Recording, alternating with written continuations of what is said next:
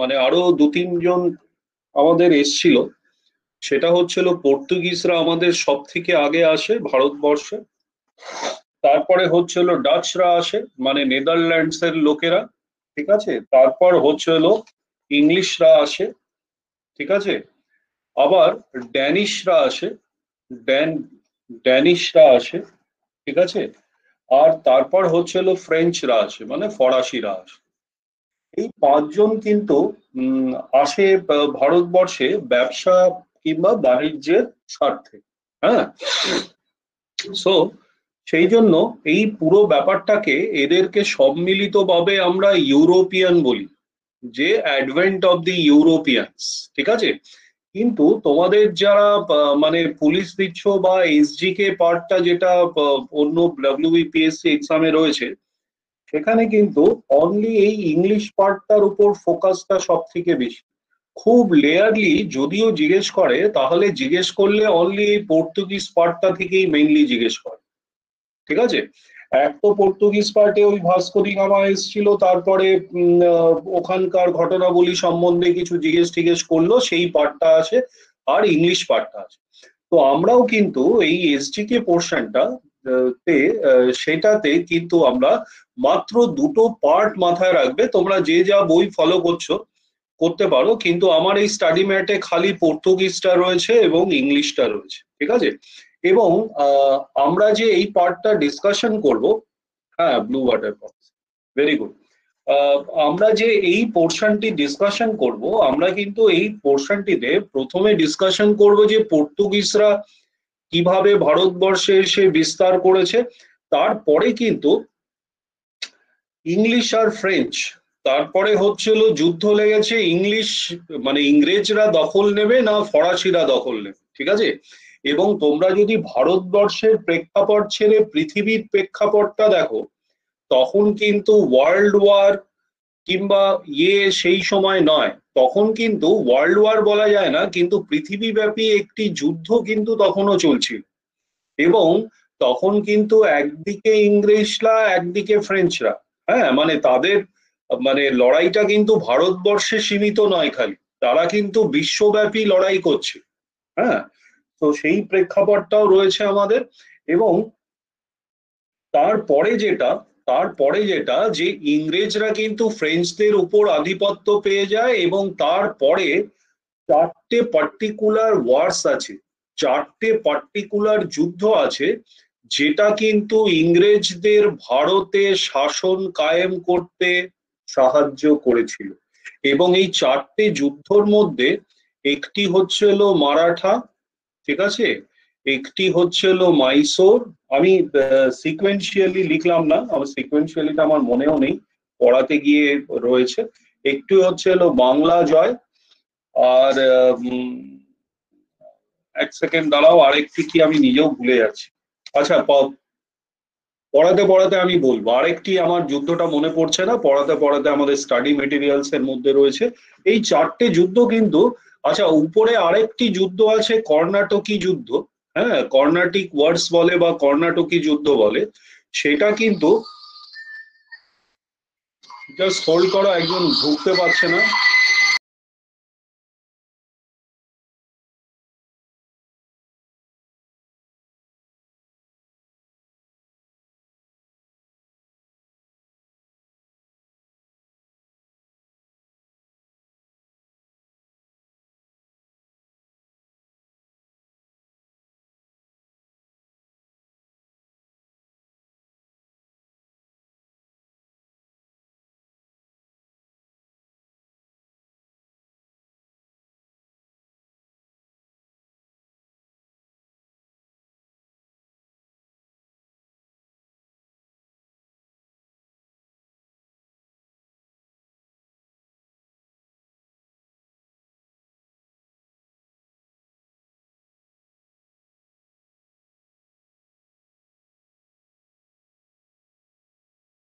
আচ্ছা, আশা করি।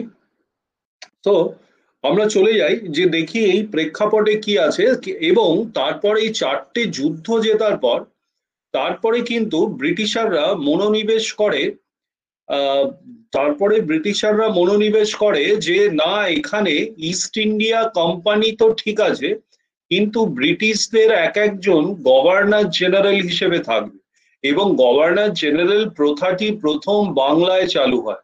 প্রথম বাংলায় গভর্নর জেনারেল প্রথাটি চালু হয়। এবং আমরা কিন্তু আজকে বাংলার যে কটি গভর্নর জেনারেল রয়েছে তাদের নিয়েও পড়ে। তাহলে আজকের ক্লাসটিতে কি এক্সপেকটেশন আমরা রাখতে পারি? আমরা এক্সপেকটেশন রাখতে পারি পর্তুগিজরা এসছে, তাদের সম্পর্কে প্রথমে আমরা একটু পড়ে নেব। তারপর ইংলিশ আর ফ্রেঞ্চদের যুদ্ধ, পার্টিকুলারলি কর্ণাটক ওয়ার। তারপরে এই চারটে যুদ্ধ সম্বন্ধে পড়ে নেব, যে মারাঠা, মাইসোর, বেঙ্গল আর শিখ, সরি হ্যাঁ মনে পড়েছে, শিখ যুদ্ধটা কিভাবে তারা জিতেছিল এবং তার ফলে ভারতবর্ষে তারা শাসন কায়েম করতে সক্ষম হয়। এবং তারপরে গভর্নর জেনারেল তাদের সময় পরীক্ষা রিলেটেড কি কি প্রশ্নগুলো আসে সেইগুলো আমরা দেখে নেবো। আচ্ছা, সব থেকে প্রথমে বলছি, আমরা কিন্তু এই প্রত্যেকটি প্রেক্ষাপটই দেখবো, কিন্তু প্রত্যেকটি প্রেক্ষাপটই কিন্তু আমরা পরীক্ষার অ্যাঙ্গেল থেকে আমরা দেখবো যে পরীক্ষায় কোন প্রশ্নগুলো আমাদের ইম্পর্টেন্ট। ওকে, চলো চট করে আমরা চলে যাই এবার তাহলে আমাদের স্টাডি ক্লাসে দেখো প্রথম পার্টটি, প্রথম স্লাইডটি যেটি রয়েছে সেটা হচ্ছিল পর্তুগিজের ব্যাপারে। দেখো আমি একদিকে ইংলিশ করে দিয়েছি, একদিকে বেঙ্গলি করে দিয়েছি। হ্যাঁ, আচ্ছা, দেখো পর্তুগিজদের নিয়ে যেটা আমাদের প্রথমে ইয়ে হবে, যে প্রথম ভারতবর্ষে সমুদ্রপথে কে অবতরণ করে, ঠিক আছে, সেটা হচ্ছিল ভাস্কো দি গামা। কিন্তু প্রশ্নটা ভাস্কো দি গামা অবতরণ করে সেটা আসে না, বলে যে ভাস্কো দি গামা ভারতের কোথায় অবতরণ করে, সেই পার্টটা কিন্তু পরীক্ষায় আছে। সেই কথাটা মনে রাখবে, কালিকাট বলে জায়গাটি, সেইখানে কিন্তু ওয়েস্টার্ন কোস্টে, ভারতবর্ষের নিচের দিকটা যদি ম্যাপটা দেখো এইরকম জায়গায় কালিকাট, সেইখানে কিন্তু ভাস্কো দি গামা অবতরণ করে। এবং পরবর্তী প্রশ্নটি হচ্ছিল তখন সেখানে কোন রাজার রাজত্ব ছিল। তখন কিন্তু সেখানে জ্যামোরিন বলে যে রাজাটি, সে কিন্তু সেখানে রাজত্ব সেই সময় করত। এবং ভারত, পরের প্রশ্নটা, পর্তুগিজরা কিন্তু ইংলিশদের আগেই গভর্নর জেনারেল অ্যাপয়েন্ট করা শুরু করেছিল, এবং ভারতবর্ষে প্রথম গভর্নর জেনারেল হচ্ছিল আলমেইডা, ফ্রান্সিসকো দি আলমেইডা হচ্ছিল ভারতবর্ষের প্রথম পর্তুগিজ গভর্নর জেনারেল, ঠিক আছে। এবং পরবর্তীকালে পর্তুগিজরা কিন্তু প্রথম ভারতবর্ষে যে অঞ্চলটি দখল করে সেটা হচ্ছিল দিউ এবং দমন। 1535 সালে দিউ আইল্যান্ডটি দখল করে, এবং 1559-এ দমন আইল্যান্ডটি কিন্তু তারা দখল করে। এবার পরবর্তী কথাটি হচ্ছিল যে এই ইভেন্টটি ইম্পর্টেন্ট, যে পর্তুগিজরা বাংলায় হুগলি নদীর ধারে, আমরা জানি যে পর্তুগিজ সেটেলমেন্ট কোনটা ছিল বেঙ্গলে। পর্তুগিজ সেটেলমেন্ট, কেউ বলতে পারবে পর্তুগিজ সেটেলমেন্ট বেঙ্গলে কোনটা ছিল? পর্তুগিজরা বেঙ্গলে, মানে ওয়েস্ট বেঙ্গলের কথা বলছি, কোথায় সেটেল করেছিল? পর্তুগিজরা ওয়েস্ট বেঙ্গলে কোথায় সেটেল করেছিল? হুগলি জেলায় ঠিকই, কিন্তু সেটা কোথায়?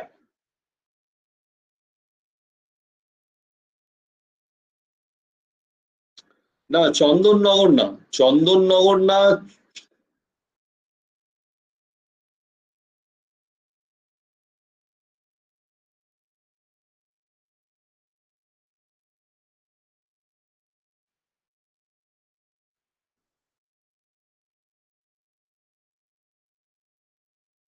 চন্দননগর ফ্রেঞ্চ কলোনি ছিল, চন্দননগর ফ্রেঞ্চ কলোনি ছিল। হ্যাঁ, শ্রীরামপুর বলতে পারো, শ্রীরামপুর বলতে পারো, ভেরি গুড, ভেরি গুড। শ্রীরামপুরে, হুগলি শ্রীরামপুরে তারা সেটেল করেছিল। দেখো বাংলায় দুটো জায়গায় তারা সেটেল করে, একটা হচ্ছিল হুগলি শ্রীরামপুর, আর একটা হচ্ছিল বাংলাদেশে এখন চিটাগং পোর্ট। হ্যাঁ, চিটাগং যে বন্দরটি রয়েছে সেখানে সেটেলমেন্ট করেছিল two facilitate trade and commerce. এবং এই চিটাগং বন্দরটিকে অনেক সময় ফিরিঙ্গি বন্দরও বলা হয়, ফিরিঙ্গি বন্দরও চিটাগং পোর্টটিকে কিন্তু বলা হয়। এবার প্রশ্নটি যেটা আসে যে 1631 সালে পর্তুগিজদের হুগলি থেকে কে তাড়িয়ে দেয়, কোন মুঘল সম্রাট তাড়িয়ে দেয়, সেটা তার নাম হচ্ছে হলো শাহজাহান, ঠিক আছে। তাদেরকে হুগলি থেকে তাড়িয়ে দেয়। আরেকটি প্রশ্ন যেটা আসে সেটা হচ্ছিল 1661 সালে পর্তুগিজ রাজা তার ভগিনীর বিবাহের সময় যৌতুক রূপে বম্বেটাকে কাকে যৌতুক দেয়? বম্বে অথবা মুম্বাইটাকে কাকে যৌতুক দেয়? ইংল্যান্ডের দ্বিতীয় রাজা চার্লসকে। ঠিক আছে, তাহলে আমরা ইম্পর্টেন্ট জায়গাগুলো হাইলাইট দেখে নিলাম যে কোন কোন জায়গাগুলো পরীক্ষায় আসে এবং সেই জায়গাগুলো কিন্তু আন্ডারলাইন করে নিলাম। আচ্ছা, আগের দিনের পিডিএফটা পেয়েছিলে তো? আগের দিনের যে স্ট্যাটিক জিকের পিডিএফটা সেটা পেয়েছিলে তো? প্রত্যেকে পেয়েছো তো? ঠিক আছে, চলো এই পিডিএফটাও আমি দিয়ে দেবো, প্রত্যেকের কাছেই রেখে দিও। একটা রিকোয়েস্ট, পিডিএফটা কারোর সঙ্গে শেয়ার করো না, একটাই সেটা রিকোয়েস্ট, নিজেদের কাছে রেখো, পিডিএফটা কারোর সঙ্গে শেয়ার করো। হ্যাঁ, যৌতুক মানে হচ্ছিল ডাউরি, যৌতুক মানে হচ্ছিল ডাউরি। হ্যাঁ, ইংলিশে জানতে চেয়েছো, যৌতুক মানে হচ্ছিল ডাউরি। আচ্ছা, নেক্সট পার্টটি আমরা ব্রিটিশদের উত্থানটা দেখে নিই। আমরা জানি যে 4টি প্রদেশের সঙ্গে যুদ্ধ, যেটা হচ্ছিল মাইসোর, শিখ, বেঙ্গল এবং মারাঠা, এদের যুদ্ধে হারাবার পরেই কিন্তু ব্রিটিশরা ভারতবর্ষের সুপ্রিমেসি মানে আধিপত্য কায়েম করে। ঠিক আছে, আচ্ছা, প্রথম যেটা, এই 4টে ছাড়াও প্রথমে কিন্তু ভারতীয় ফৌজদের সঙ্গে লড়ার আগে এরা তো প্রত্যেকেই এই যে মহীশূর, শিখ, বাংলা, মারাঠা, এরা প্রত্যেকেই ভারতীয় ইয়ে। ঠিক আছে, সো ভারতীয় ফোর্সেসদের সঙ্গে লড়ার আগে তারা কিন্তু কর্ণাটকের যুদ্ধে ফরাসিদের সঙ্গে কিন্তু তারা প্রথমে যুদ্ধ করেছিল, যে ডিসাইড করার জন্য যে আমাদের মধ্যে ডিসিশন হয়ে যাক যে ভারতবর্ষের দখল কে নেবে। এবং সেই যুদ্ধটি কিন্তু 20 বছর ধরে চলেছে। সেই যুদ্ধটি, কর্ণাটক ওয়ারটা কিন্তু 1744 to 48। দেখো, এগুলো পরীক্ষায় আসবে না, আমি জাস্ট খালি বলার জন্য বলছি। হ্যাঁ, পরীক্ষায় যেটা আসতে পারে যে কর্ণাটক যুদ্ধ কার কার মধ্যে হয়েছে, ব্রিটিশ বনাম ফরাসি, এইটুকুনি মনে রাখলেই যথেষ্ট। ঠিক আছে, এবং কর্ণাটক যুদ্ধের প্রথম পার্টটিতে, মানে প্রথম যে যুদ্ধটা হয়, ফার্স্ট পার্টটিতে প্রথম 4 বছরে ফরাসিরা কিন্তু এদেরকে হারিয়ে, ব্রিটিশারদের হারিয়ে মাদ্রাস আর হায়দ্রাবাদটা কিন্তু দখল করে। ঠিক আছে, হায়দ্রাবাদের নবাব ছিলেন এবং তিনি প্রথমে ফরাসিদের মানে ব্রিটিশদের হয়ে কাজ করতেন, কিন্তু ফরাসিরা কিন্তু তাকে পরাজিত করে। কিন্তু দ্বিতীয় যুদ্ধে আবার রবার্ট ক্লাইভের নেতৃত্বে ব্রিটিশরা জয়ী হন। ঠিক আছে, আর তৃতীয় যুদ্ধে, যেটাকে আমরা ওয়ান দিবসের যুদ্ধ বলি, সেখানে ফরাসিদের একদম নিশ্চিহ্ন করে দেয় ব্রিটিশাররা। ঠিক আছে, কিন্তু তখন ওয়ার্ল্ড ওয়াইড যে ব্রিটেন আর ফ্রান্সের যে যুদ্ধ চলছিল পৃথিবীব্যাপী, সেই যুদ্ধের একটি শান্তি ঘোষণা হয়, তার চুক্তিটির নাম হচ্ছিল প্যারিস চুক্তি। এবং তার ফলে কি হয়, ভারতবর্ষের মানে ডিসিশন হয় যে যার আন্ডারে যে জায়গা রয়েছে, না ইংরেজরা ফরাসিদের জায়গা নেবে, না ফরাসিরা ইংরেজদের জায়গা নেবে। তো লাস্ট পর্যন্ত ভারতবর্ষে একমাত্র পন্ডিচেরিটা ফরাসিদের কাছে রয়ে যায় সেই সময়। ঠিক আছে, সো কর্ণাটিক ওয়ারের ব্যাপারটা আমি তোমাদের বললাম।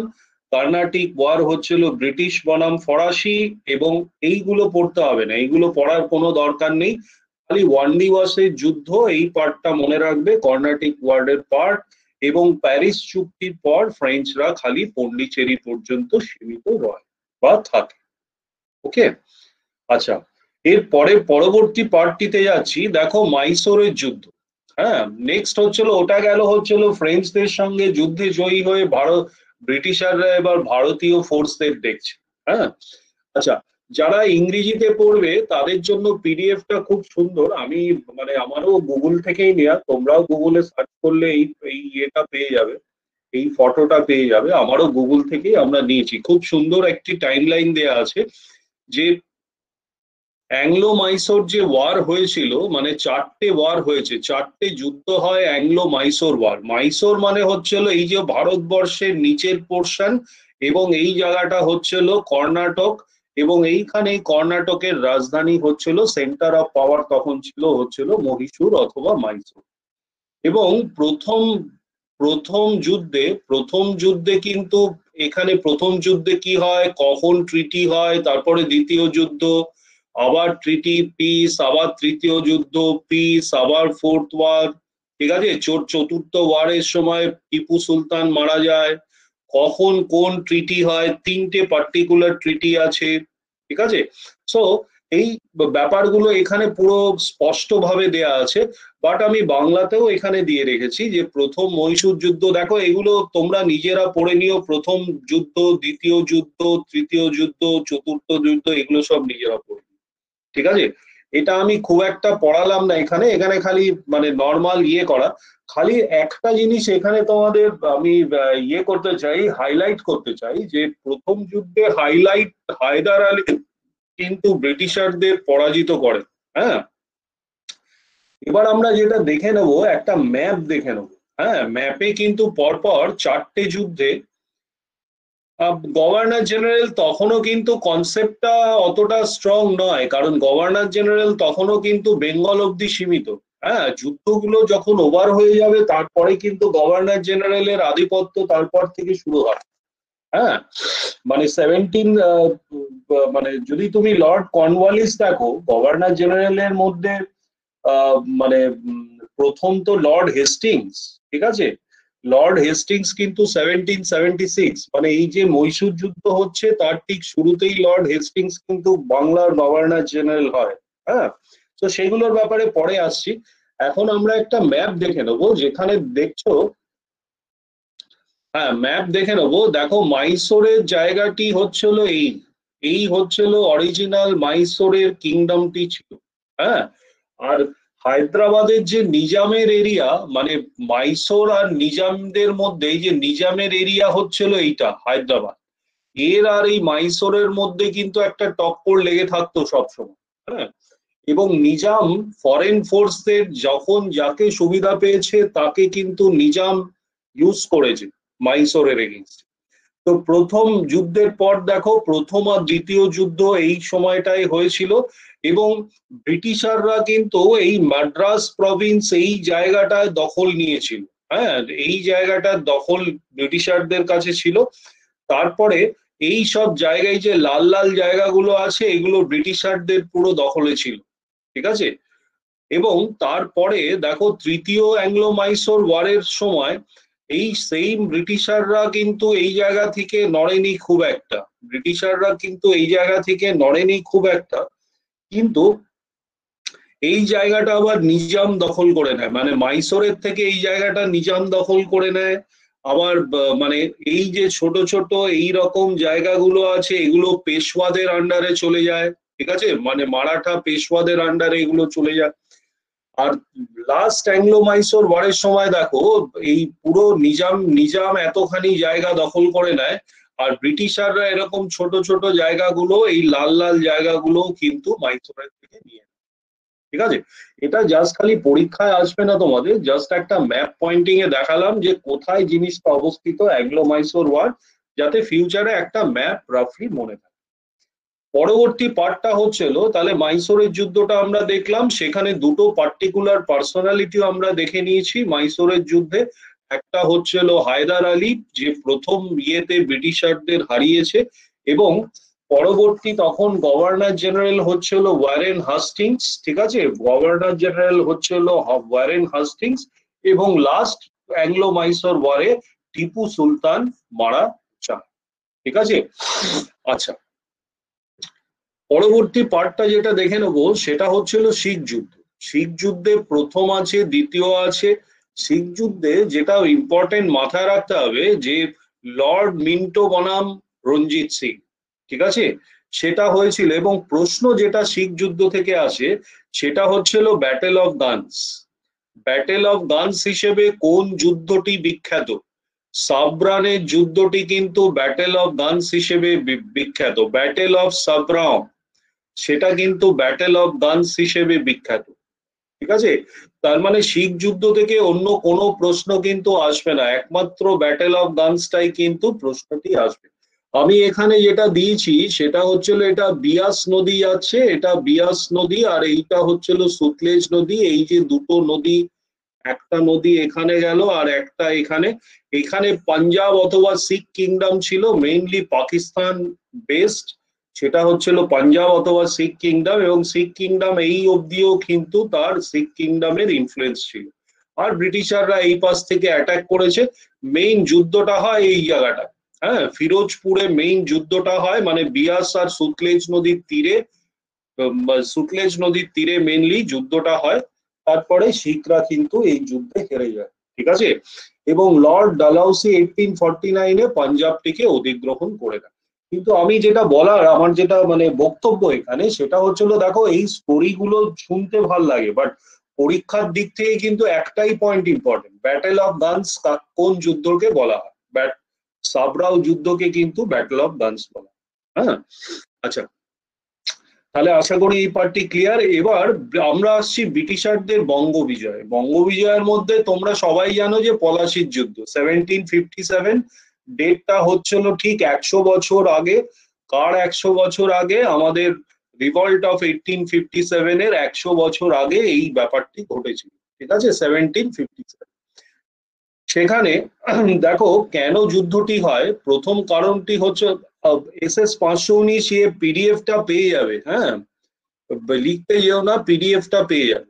আচ্ছা, আগের স্লাইডটা দেবো, দিলাম আগের স্লাইড, ঝটপট করো।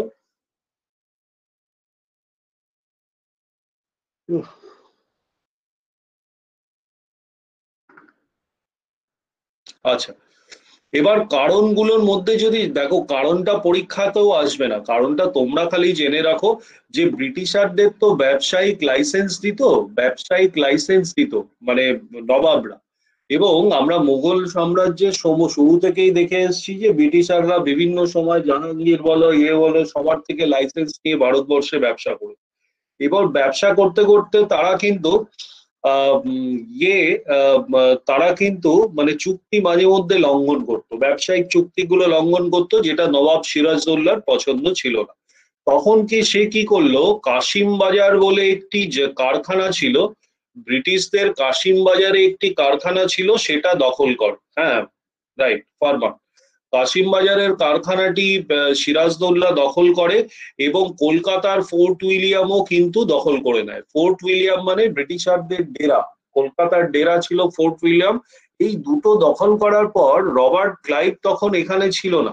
রবার্ট ক্লাইভকে আদেশ দেওয়া হলো যে তুমি গিয়ে এই দুটো পুনরুদ্ধার করো এবং সিরাজদৌল্লার সঙ্গে একটা রফা করে এসো, মানে যুদ্ধের রফা করে এসো। তখন এই হচ্ছিল 1757-এর পলাশির যুদ্ধ। হ্যাঁ, তখন সিরাজের মানে বিপক্ষে চলে যায় হচ্ছিল যারা, দেখো এক্সামে যেটা আসে সেটা হচ্ছিল সিরাজদৌল্লার বিপক্ষে কারা গেছিল। এক হচ্ছিল মির্জাফর, তো আমরা সবাই জানি। রায় দুর্লভ গেছিল, জগৎ শেঠ, এই নামটা কিন্তু মনে রেখো, এ ছিল হচ্ছিল ব্যবসায়ী।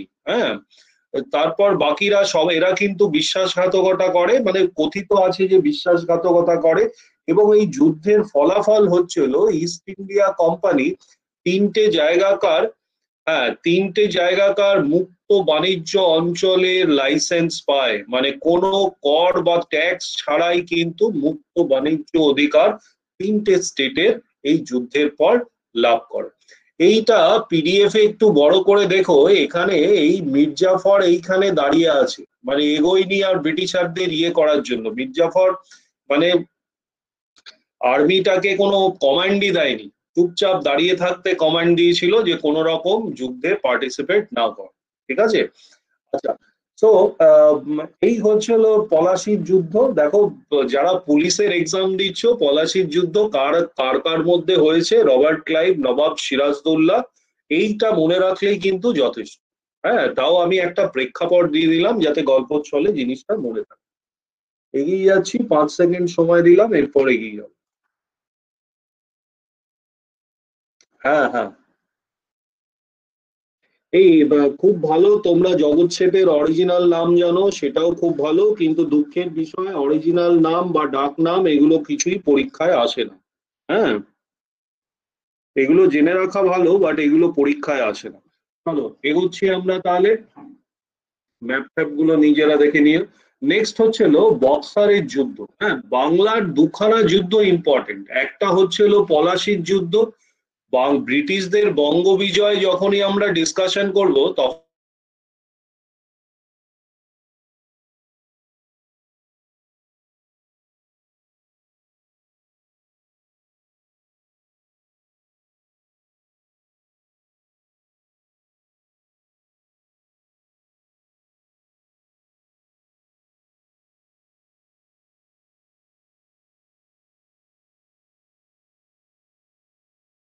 হ্যাঁ, শুনতে পাচ্ছ এবার?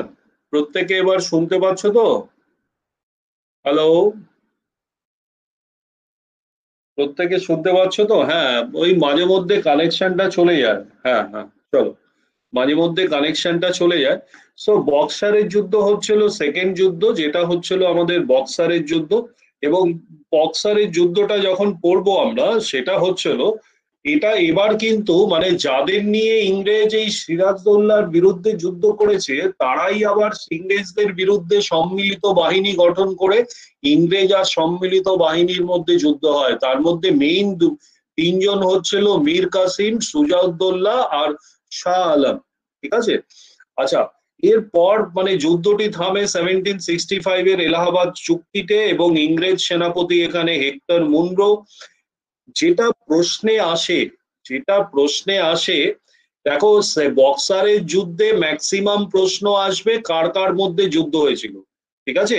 সম্মিলিত বাহিনী মাথায় রেখো, মীর কাসিম, সুজাউদ্দৌলা আর শাহ আলম, এইটা মাথায় রেখো। আরেকটি পার্ট যেটা খুব খুব ইম্পর্টেন্ট, খুব খুব ইম্পর্টেন্ট, সেটা হচ্ছে হলো মানে ভারতবর্ষে দ্বৈত শাসন কে প্রবর্তন করেন? Who introduce diarchy in India? Robert Clive introduce diarchy in India. এই প্রশ্নটা কিন্তু প্রচন্ড ইম্পর্টেন্ট। ঠিক আছে? চল, আচ্ছা, পল্লব শুনতে পাচ্ছে না? Please cut and rejoin.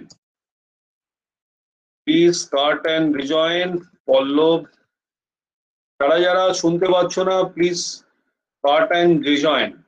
হ্যাঁ, ডুয়াল গভর্নমেন্ট এটাই। ঠিক আছে? এটাই হচ্ছে হলো ডুয়াল গভর্নমেন্ট। ওকে, আচ্ছা, চলো এর পরেরটিতে যাচ্ছি। আচ্ছা, ক্লিক সিজন, মানে ক্লিক সিজন কোথায় লেখা গো মিস্টার ব্যানার্জি? ক্লিক সিজনটা কোথায় লেখা? আমি দেখতে পাচ্ছি না। ক্লিক সিজন তো কোথাও লেখা নেই গো। এনিওয়ে, চলো পরবর্তী পার্টটাই আছি। দেখো, বাংলার নবাবদের নিয়ে মেইন মানে বাংলার নবাবদের ক্রোনোলজিটা কিন্তু একদম তোমাদের পিএসসি টাচ করে না। যে কে কবে নবাব হয়েছিল, কি হয়েছিল, এগুলো কিন্তু একদম পিএসসি টাচ করে না। মানে ইভেন ডাব্লিউবিসিএস ও যারা দিচ্ছ তারাও কিন্তু পড়ো না, মানে এখান থেকে কিন্তু কোনো প্রশ্ন আসে না, তাই জন্য এই স্লাইডটা আমরাও ব্ল্যাঙ্ক রেখে দিয়েছি। ঠিক আছে? আচ্ছা, পরবর্তী পার্টটা হচ্ছিল ব্রিটিশ আর মারাঠাদের যুদ্ধ। তাহলে আমরা দুখানা পার্ট দেখে নিলাম। প্রথমে আমরা ব্রিটিশ শিখ দেখে নিলাম, তারপরে ব্রিটিশ বেঙ্গল করলো সেটা দেখে নিলাম। ঠিক আছে? প্লাস এবার দেখে নেবো হচ্ছিল ব্রিটিশ মারাঠা যুদ্ধ। ঠিক আছে? আচ্ছা, চলো।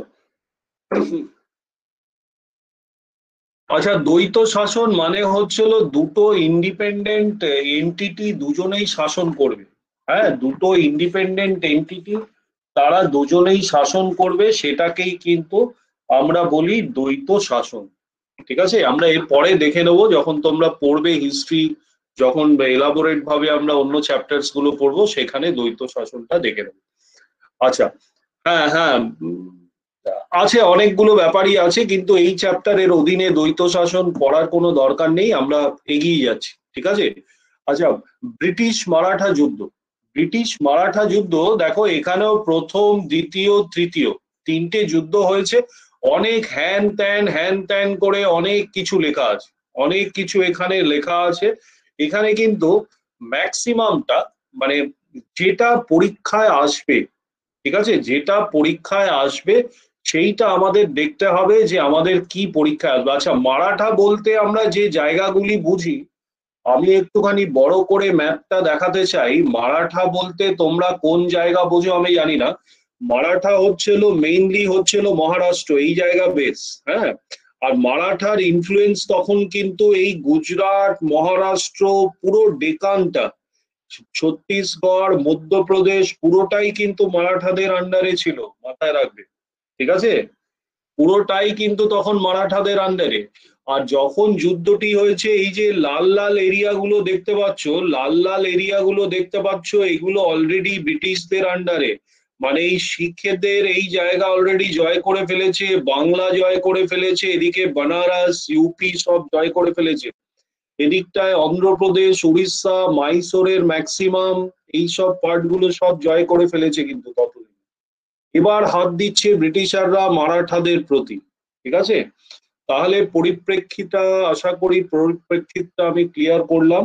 এবার এখান থেকে যেটা আসে, যে ট্রিটি অফ পুরন্দর, ঠিক আছে, দুখানা ট্রিটি এখানে ইম্পর্টেন্ট, কিচ্ছু না, খালি কার কার মধ্যে হয়েছিল। ট্রিটি অফ পুরন্দর আর শালবাইয়ের চুক্তি। পুরন্দরের চুক্তি আর শালবাইয়ের চুক্তি, কেউ বলতে পারবে ট্রিটি অফ পুরন্দর কার কার মধ্যে হয়েছিল? পুরন্দরের চুক্তি 1776 সালে কার কার, সরি কত সালে এখানে দেখি, হ্যাঁ 1776 সালে কার কার মধ্যে হয়েছে?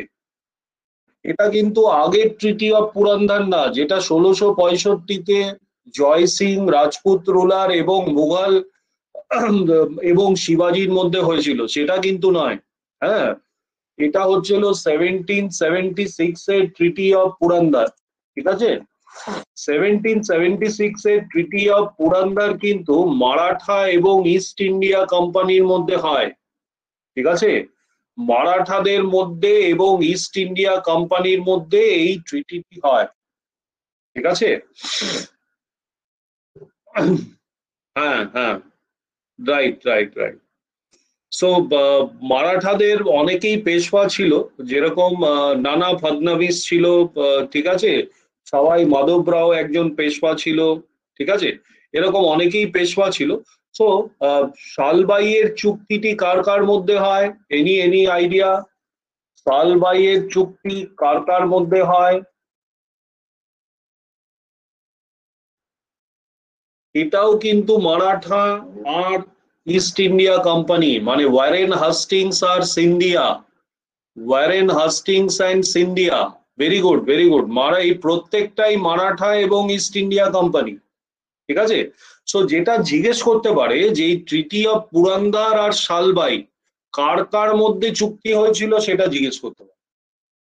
ঠিক আছে, আচ্ছা, এইখান থেকে কোনো কিছু জিজ্ঞেস করবে না, এখান থেকেও কিন্তু কোনো কিছু জিজ্ঞেস করার নেই। চলো আমি এগোচ্ছি। এবার তাহলে আমরা চারটে মারাঠা পড়ে নিলাম। তাহলে মারাঠা যুদ্ধ হলো, বাংলার যুদ্ধ হলো, বাংলার দুটো যুদ্ধ, পলাশী আর বক্সারের যুদ্ধ, শিখ যুদ্ধ হলো, এবং তার আগে মাইসোরের যুদ্ধটা আমরা দেখে নিলাম। আর তারও আগে কিন্তু আমরা কর্ণাটিক ওয়ার অথবা কর্ণাটক যুদ্ধ, যেটা ব্রিটিশ বনাম ফ্রেঞ্চ, সেটাও কিন্তু দেখে নিলাম। তাহলে আমরা মোট এই 5টি যুদ্ধ কিন্তু অলরেডি আমরা কভার আপ করে ফেললাম। এবার আমরা যাব আমাদের last part of the class, সেটা হচ্ছিল গভর্নর জেনারেল। গভর্নর জেনারেলের মধ্যে থেকে আমার কি কি প্রশ্নপত্রগুলি আসে। মাথায় রাখবে, যখন গভর্নর জেনারেল পড়বে তখন দুটো পার্টে কিন্তু গভর্নর জেনারেল বিভক্ত করা। প্রথম গভর্নর জেনারেল শুরু হয় বাংলা থেকে, ব্রিটিশাররা প্রথমে বাংলার গভর্নর জেনারেল অ্যাপয়েন্টমেন্ট করা শুরু করে। ঠিক আছে, আবার তারপরে ভারতের গভর্নর জেনারেল কিন্তু অ্যাপয়েন্ট করা শুরু করে। ঠিক আছে, আচ্ছা, একজন জিজ্ঞেস করছে কোন যুদ্ধের পর ব্রিটিশ সুপ্রিমেসি হয়েছিল। দেখো, মেইন হচ্ছিল বক্সারের যুদ্ধ। এখানে আমাদের দেয়াও আছে যে বক্সারের যুদ্ধের পর কিন্তু মেইনলি ব্রিটিশাররা ভারতবর্ষে একদম মানে গেড়ে বসেছিল। ঠিক আছে, 1764। ঠিক আছে, এবং এই যে গেড়ে বসা, তার একটি উদাহরণ হচ্ছিল এই দ্বৈত শাসন নিজেরাই ইন্ট্রোডিউস করেছিল। ঠিক আছে, বলা হয় বক্সারের যুদ্ধটা হচ্ছিল ডিসাইসিভ ব্যাটল, মানে যার পর ব্রিটিশারদের আর পিছনে ফিরে তাকাতে হয়। ঠিক আছে, আচ্ছা, তো এইবার আমরা যাচ্ছি যে গভর্নর জেনারেল পড়বো যখন, আমরা মাথায় রাখবে কিন্তু আজকের চ্যাপ্টারে খালি বাংলার গভর্নর জেনারেল গুলি আমরা পড়ে নিচ্ছি, ঠিক আছে? আমরা কিন্তু এর পরে ভারতবর্ষের গভর্নর জেনারেল কিন্তু এর পরের থেকে শুরু হয়, ঠিক আছে? আচ্ছা, এইবার আমরা প্রথম যখন যাব আমরা, তখন ফার্স্ট আমাদের হচ্ছিল বাংলার গভর্নর হচ্ছিল ওয়ারেন হেস্টিংস, সালটা 1772, এবং প্রথম গভর্নর অফ বেঙ্গল। কোন কোনগুলো তার ক্ষেত্রে ইম্পর্টেন্ট? দ্বৈত শাসনের সে অবসান ঘটালো। রেগুলেটিং অ্যাক্ট 1773 তার আমলে পাস হয়। এই প্রশ্নটা প্রচন্ড ইম্পর্টেন্ট। পরবর্তী প্রশ্ন, সুপ্রিম কোর্ট অ্যাট ক্যালকাটা। সে প্রথম কিন্তু সুপ্রিম কোর্ট, কলকাতায় সুপ্রিম কোর্ট এই সময় কিন্তু স্থাপন হয়। প্রচন্ড ইম্পর্টেন্ট প্রশ্ন, বারবার পরীক্ষায় আসে। সেকেন্ড ইম্পর্টেন্ট প্রশ্ন, বাংলায় এশিয়াটিক সোসাইটি কে স্থাপন করে? উইলিয়াম জোন্স স্থাপন করেন ওয়ারেন হেস্টিংস এর সাহায্যে। প্রশ্নটা এরকম ভাবেই আসে, এশিয়াটিক সোসাইটির প্রতিষ্ঠাতা কে? ঠিক আছে। আচ্ছা, তৃতীয় নম্বর প্রশ্ন যেটা ইম্পর্টেন্ট একে নিয়ে, চার্লস উইলকিনসন এমন একটি রাইটার যে কিন্তু গীতার ইংরেজি অনুবাদ করেন, এবং প্রশ্নটি সেটা আসে না যে গীতার ইংরেজি অনুবাদ কে করেছিলেন, প্রশ্নটি এটা আসে গীতার ইংরেজি অনুবাদের মুখবন্ধ কে লিখেছিলেন। ঠিক আছে, মুখবন্ধটা কিন্তু ওয়ারেন হেস্টিংস লেখেন, এবং তিনি প্রথম গভর্নর, বা তিনি প্রথম রুলার বলতে পারো, মানে গভর্নর জেনারেল স্ট্যাচারের যে প্রথম রুলার, যাকে কিন্তু ব্রিটিশাররা ক্ষমতার অপব্যবহারের মামলায় 7 বছরের জন্য মামলা কিন্তু চলে, তারপরে তিনি মুক্তি পান। এটা মানে মানে একটা দুটো প্রশ্নে লিখেছে, ঠিক আছে? তারপরে কিন্তু আর এটা মানে অন্য বেশি প্রশ্নে কিন্তু আসে না। আচ্ছা, মুখবন্ধ মানে কি? মুখবন্ধ মানে বইতে দেখবে একটা প্রিফেস থাকে, বইটা শুরু হলে একটা প্রিফেস, হ্যাঁ প্রিফেস থাকে, সেটাকেই মুখবন্ধ বলে, বাংলায় মুখবন্ধ বলে, ঠিক আছে? না, সূচিপত্র কন্টেন্ট, সূচিপত্র হচ্ছে হলো কন্টেন্টস, হ্যাঁ মুখবন্ধ মানে প্রিফেস, প্রিফেস ইংরেজিতে প্রিফেস বলে, ঠিক আছে? তাহলে ওয়ারেন হেস্টিংস থেকে প্রশ্ন আসলে এই প্রশ্নই আসবে, এই এই 1, 2, 3, এই তিনটে প্রশ্নই কিন্তু ওয়ারেন হেস্টিংস এর সময় আসবে, তার বাইরে কিন্তু ওয়ারেন হেস্টিংস আসবে। হ্যাঁ, অবশ্যই বাংলার প্রথম রাজ্যপাল, অবশ্যই বাংলার প্রথম রাজ্যপাল। সরি, আমি ওটা স্টার্ট দিতে ভুলে গেছি। আচ্ছা চলো, 5 সেকেন্ড সময় দিলাম, আমি এগোবো, আগে এগোবো। 5 সেকেন্ডস অফ টাইম। না না, পিটস একটা আলাদা, এই ইআইসি একটা আবার কি? সন্টু বাবু, আমার জানা নেই ইআইসি একটা কি।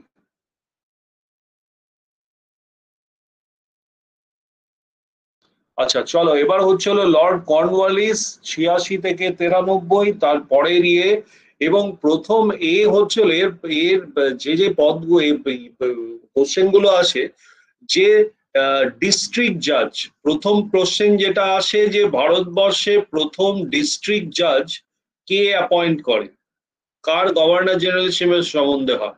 জেলায় জজ পদটি নতুন তৈরি করলো। সংস্কৃত কলেজ প্রতিষ্ঠা পেয়েছিল এর সময়, এটা যদিও আসে না, এইটা ইম্পর্টেন্ট, জেলায় জজটা হচ্ছিল ইম্পর্টেন্ট, ঠিক আছে? আচ্ছা, শ্রীরঙ্গাপট্টনমের চুক্তি, অ্যাংলো মাইসোর যুদ্ধ, এসব তো গেল, এগুলো না।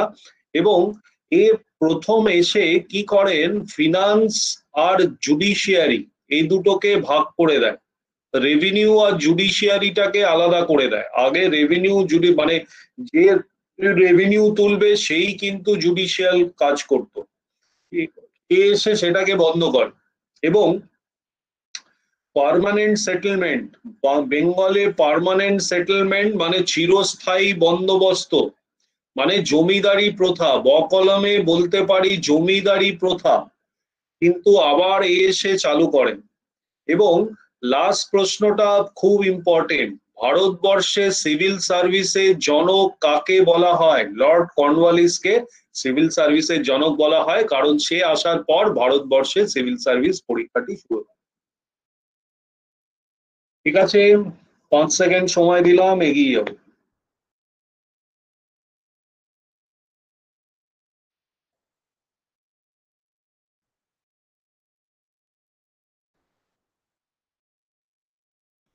পরবর্তী স্যার জন শোর থেকে কিচ্ছু আসবে না, জন শোর থেকে কিচ্ছু আসবে না, যদিও প্রথম চার্টার আইন কে পেশ করেন একটি কোশ্চেন দেওয়া আছে, কিন্তু কোনো কোশ্চেনই এখান থেকে আসবে না, আজ পর্যন্ত আসেও নি আর আসবে না। ওয়েলেসলি সম্বন্ধে প্রথম প্রশ্নটি যেটি আসবে, সাবসিডিয়ারি অ্যালায়েন্স সিস্টেম কে ইন্ট্রোডিউস করেছিল? আমরা সাবসিডিয়ারি অ্যালায়েন্সের সম্পর্কে পরবর্তী পাতায় দেখে নেব, কিন্তু এই কোশ্চেনটা আমাদের মাথায় রেখে দিই। আর নেক্সট হচ্ছিল বেঙ্গল প্রেসিডেন্সি, বম্বে প্রেসিডেন্সি আগে থাকতে ছিল, ম্যাড্রাস প্রেসিডেন্সি কে স্ট্যাবলিশ করে? Lord Wellesley Madras Presidency establish করে। ঠিক আছে, আচ্ছা তাহলে এখানে এই দুটো প্রশ্নই কিন্তু তোমাদের ইম্পর্টেন্ট। 5 সেকেন্ডস টাইম, এগিয়ে যাবো।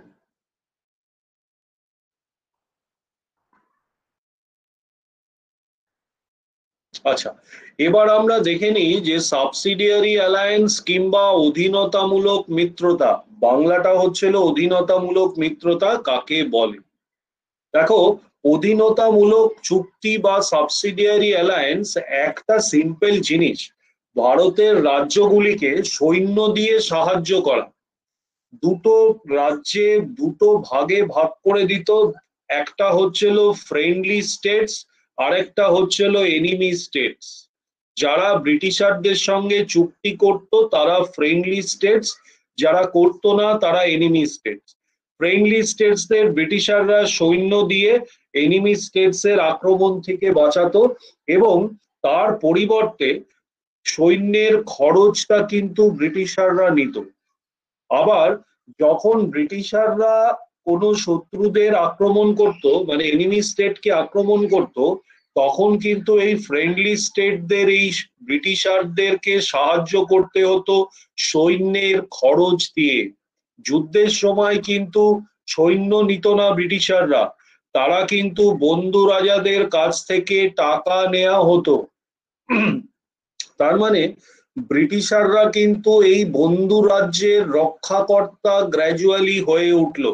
এবং এখান থেকে প্রশ্ন যেটা তোমাদের ইম্পর্টেন্ট সেটা হচ্ছে হলো, অধীনতামূলক চুক্তি বা সাবসিডিয়ারি অ্যালায়েন্স ভারতবর্ষে প্রথম কোন স্টেট এই চুক্তি মেনে নেয়?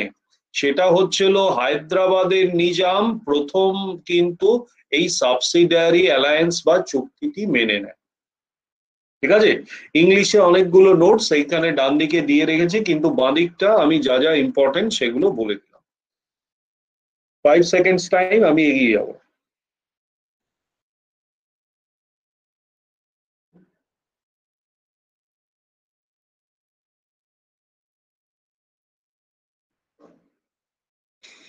চলো, এবার আসছি নেক্সট হচ্ছিল জর্জ বার্লো। জর্জ বার্লো সময় কিচ্ছু আসবে না, এটা পড়ার কোনো দরকার নেই।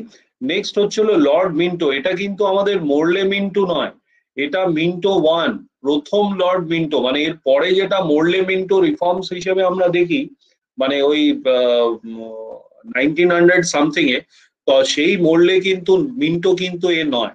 হ্যাঁ, আচ্ছা, এখানে এইটার থেকেও কিন্তু কিচ্ছু আসবে না, এটার থেকেও কিন্তু কিচ্ছু আসবে না। নেক্সট আমরা চলে যাই লর্ড হেস্টিংসে।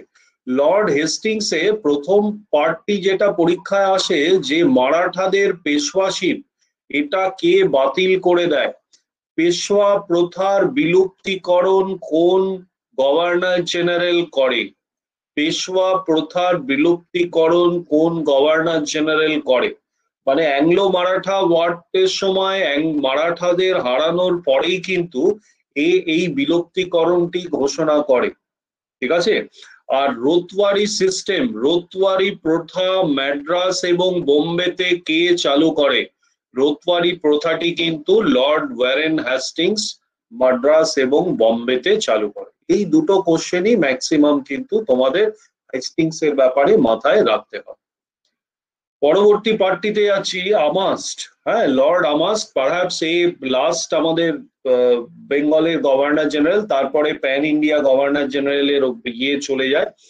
এখান থেকে প্রশ্ন হচ্ছিল ব্যারাকপুরে মিউটিনির সময়, সিপাহী বিদ্রোহের সময় কে আমাদের গভর্নর জেনারেল ছিলেন? লর্ড আমহার্স্ট কিন্তু আমাদের গভর্নর জেনারেল ছিলেন। এই প্রশ্নটাও ইম্পর্টেন্ট। আবার আরেকটি প্রশ্ন ইম্পর্টেন্ট, বার্মিজ ওয়ার অফ 1824, এই সেম বর্ষে কিন্তু আসাম দখল করার সময়, মানে ব্রিটিশাররা যখন আসাম দখল করে নেয়, তখন কিন্তু আসাম দখলে কিন্তু যুদ্ধ শেষ হয়নি, সেটা গড়িয়ে যায় গিয়ে প্রথম ভারত এবং Burma war. First Burmese war took place during the governor generalship of lord Amherst.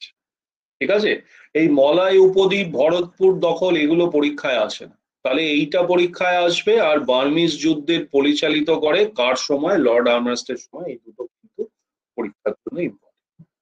Okay, so পুরো পুরো ব্যাপারটা বুঝতে পারলে? পুরো ব্যাপারটা ক্লিয়ার?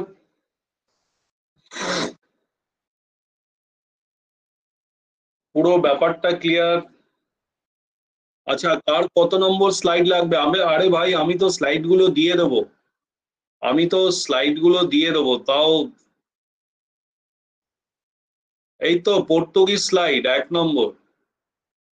1 নম্বর পর্তুগিজ স্লাইড দেখালাম, ঝটপট একটা পিকচার তুলে নাও। নন ইন্টারভেনশন মানে নিজেদের আভ্যন্তরীণ ব্যাপারে নাক গলানো, আভ্যন্তরীণ ব্যাপারে নাক গলানো, নাক না গলানো, সেটা হচ্ছিল নন ইন্টারভেনশন। আচ্ছা, 2 নম্বর স্লাইড দেখালাম, ঠিক আছে, 1, 2 দেখালাম, আর এবার 3 নম্বর স্লাইডটি দেখালাম। চলো রাখছি তাহলে। যাদের ক্লাস আছে পরের ক্লাসটা, সেখানে জয়েন করো। তো আমাদের মনে হয় তোমাদের আছে, রিজনিংটা আছে মনে হয়।